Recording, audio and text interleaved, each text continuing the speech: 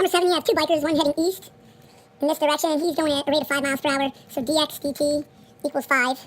And another biker going north, and his velocity is 12 miles per hour, so dy dt equals 12. Now I could set this up and do Pythagorean theorem, and then they want to find out what the distance between them is changing at after 3 hours. But everything's constant, so I'm just going to do Pythagorean theorem to find out what dc dt is. And we can do this. That's going to be 5 squared plus 12 squared. And if I enter it into the calculator, that's going to give me 13. For number 8, that was number 7. For number 8, let's take a look at it. Where's approximation of f of 3? If f of 3.1, f of 3 is 6. So this is going to be a recurring theme, I guess. For number 8, I'm going to say the integral from 3 to 3.1 of f prime of x equals f of 3.1 minus f of 3.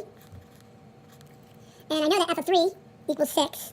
I know that this equals 0.2377, so I don't even need this, actually. So this is 0.2377. So to find f of 3.1, all I have to do is add 6 to that, and that's going to give me 6.2377, or they rounded it, so choice A, 8.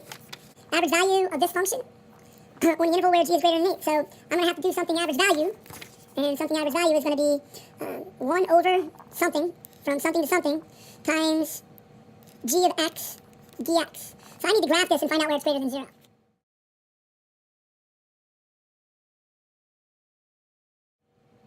So after a lot of calculation and messing with the window and graphing it, it's greater than 0 from, obviously, 0 to this number. So I need to find out what that number is. That's going to be second calc. I'm going to find out what the 0 is.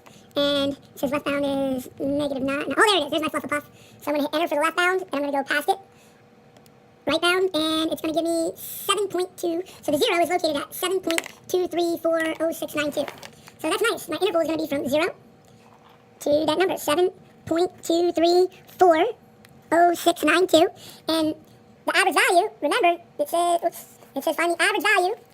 So that's going to be 1 over this minus 0, which is 7.234. 1 over that decimal. I'm going to write it down as much as I can. 7.2340692 times the integral from 0 to that number again, 7.2340692 of that function. That's a nice option to have. And I hope I get one of these choices here. I'm just thinking 26.66. There it is, choice C.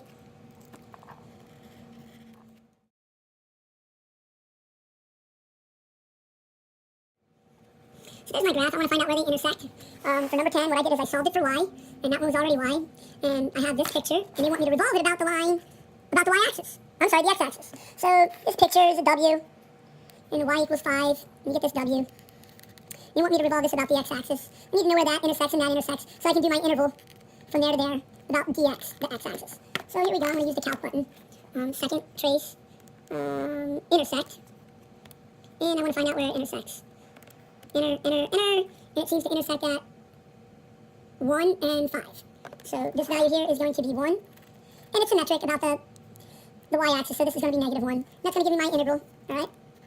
And when you revolve it, it's going to be pi times the outer radius squared minus the inner radius squared, because there's going to be a gap when I reflect this. It's going to look something like an M, and when I reflect this about this line, I'm going to get a washer. It's going to be a washer. So I need the outer radius minus the inner radius from negative 1 to 1. And I can use the calculator. My y equals 5, I believe, was my second graph.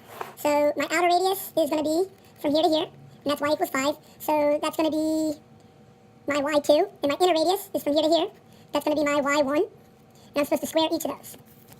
So if I want to be nice about it and give you something to look at, it would technically be pi from negative 1 to 1 of the outer radius, which is 5.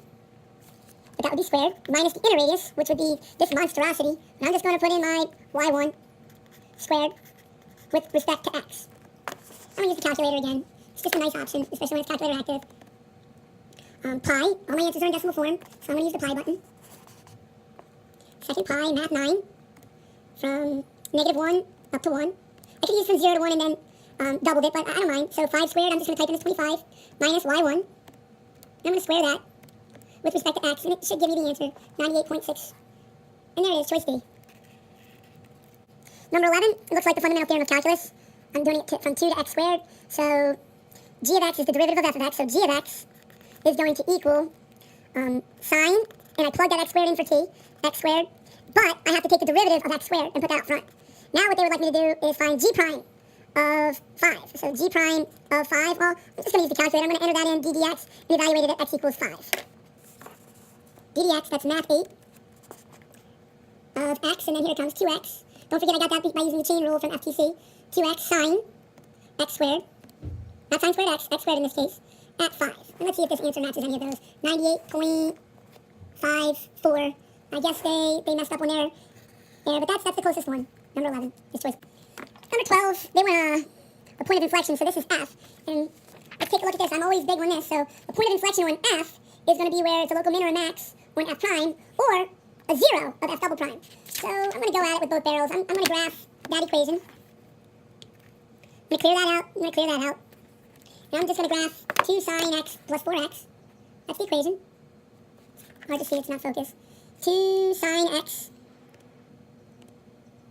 plus 4x. And then there's a little trick. I'm going to graph the derivative of that by hitting ddx, math 8, ddx. And now this is nice. Isn't this y1? So if I hit alpha y1, it's going to graph that. And this is another little trick you do with respect to x.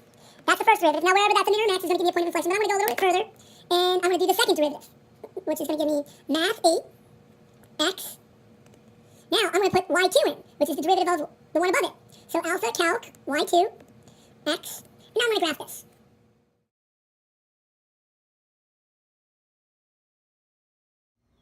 Now I could have played around with my window a little bit better, but that's okay. Notice the point of inflection is where this is either, the red graph is either a min or a max, or where the second derivative, which is the black graph, goes through 0. So I'm going to find that 0, second calc a 0, and let's see what graph I'm on. I'm on the blue graph, which is f. So I toggle up or down, and that takes me to a different graph, and I want it on the black graph. So I need the left bound over here, because it's on the interval from 0 to 2 pi. And notice 2.8 is less than 2 pi, 6.7, 6.28. So I'm going to hit enter, and then I'm going to go to the right bound, enter, enter, and that gives me 3.141.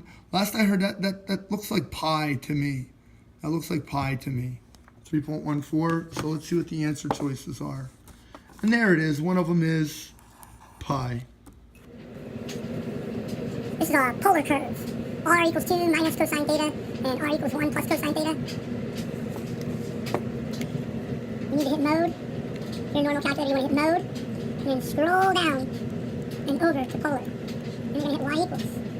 Let me see what we have here. Oh, I had those in. Oh well. 2 minus cosine theta. 2 minus cosine theta. And when you hit the x button, it'll give you the theta. See it? When you hit the x button, it gives you the theta. And then the other one is 1 plus cosine theta. 1 plus cosine theta. Hit the x button. And then graph it. Well, my graph is a little wacky, so I'm going to go right to my window. Make my x-min -5, my x-max 5. Maybe negatives. It won't take that. Maybe -4 and... Oh, this is strange because it's in polar. I have to be careful with my... I'm just going to go to zoom standard. The heck with that. Or zoom trig. Ah, zoom trig did it nice. Looks like an egg and a heart. An egg and a heart.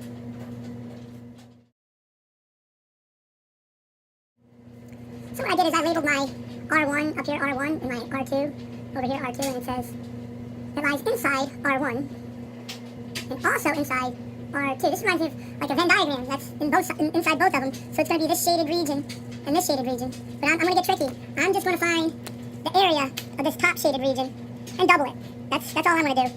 There's something weird that happens if I go all the way around. I'm supposed to actually go from the negative to the positive to get the total area, but I'm not going to do that. I'm just going to find the area of this shaded region and then double it, times it by 2. What I'd like to do is find out where they intersect. And that's, for most of these problems with the polar graphs, finding out where they intersect is the most important thing. And then if I do that, I'm going to set up my integral from 0, and it's going to pan out up there to whatever that angle is over there. And the deal is, that's just the area inside R1. This is the R1 curve. That's the outer edge of R1. It is. So I'm going to get that area now. A little tricky. If you remember that area of the sector equaled 1/2 r squared theta. But It's the same idea in calculus. The area of this sector, this polar region, that's the area of the sector. Area of the polar region is going to equal 1/2 the integral r squared d theta. And I'm sure in college you'll do some sort of fancy proof. Now, I want to find this area first, but I want to double it. So watch what happens here. This is ridiculous. I put a 2 out in front, and that goes away. Now, I know I'm starting at 0. I'm going to figure out where I end up here. And that's the tricky part. I want to know what the upper limit is. And what's my radius? Well, R1 is my radius. R1 is my radius. Now, if this weren't calculator active, but it is, I would have to put that equation in. But now, because I already have this clocked in my calculator, that's ready to go. So all I need to do is figure out what this upper limit is. And with polars, we do angles. The angle starts here, and the angle ends up here. So most of the time, quite honestly, you can just take a guess and figure out what that intersection is going to be. And I think it's going to be pi over 4. So I'm going to go to second calc. And notice they don't give you an intersect here. I wish they did, but they don't. I'm going to hit second calc value and say, hey, it's probably pi over 4. So I'm going to type in pi divided by 4, and it should land right on the intersections. And it doesn't. So what's a little bit north of pi over 4? Let's see. Second, pi divided by 3 maybe? And there it is. Right on the crosshairs. Right there. Pi over 6. Oh, pi over 3 is going to be my integral. So that's going to give me my first answer. Now, I need to know the area of this region. I'm going to start at pi over 3. I ended at pi over 3. Now I'm going to start at pi over 3 and sweep it out. Now, I'm sure there's some angle over here, but I'm going to play it safe and take it all the way to pi. And that should give me this area swept out. And that's R2. So let's see. I'm going to take that. It's going to be 2 times 1/2 R1 squared from 0 to pi over 3 d theta plus, I pick up at pi over 3, and I end at pi. And that's going to be of this function. And that's going to be R2. And I'm going to square that, d theta. And I think I can enter this safely into the calculator all at once.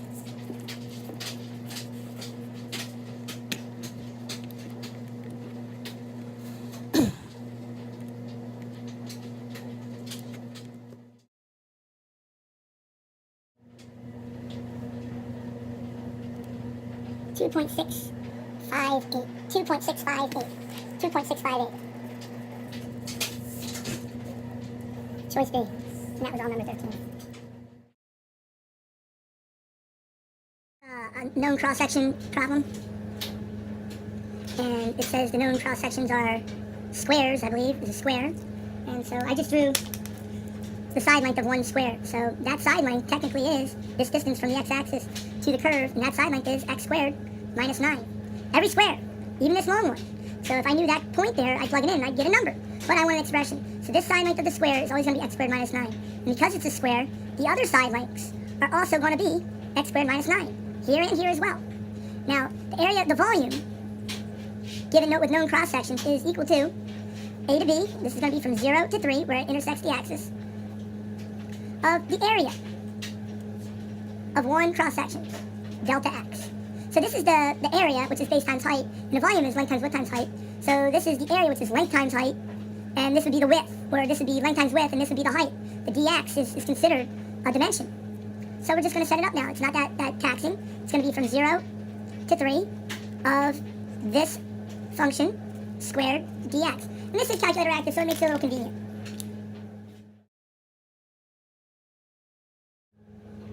Now I want you to notice I took extra caution and entered an extra set of parentheses so I can square it, because these are the parentheses that the calculator gives you, and you can't, I don't believe you can put a square to the power of 2 out there outside that parenthesis. You have to put your own parentheses in order for it to do it. That's 129.6. Let's see if that lines up with any of our answers.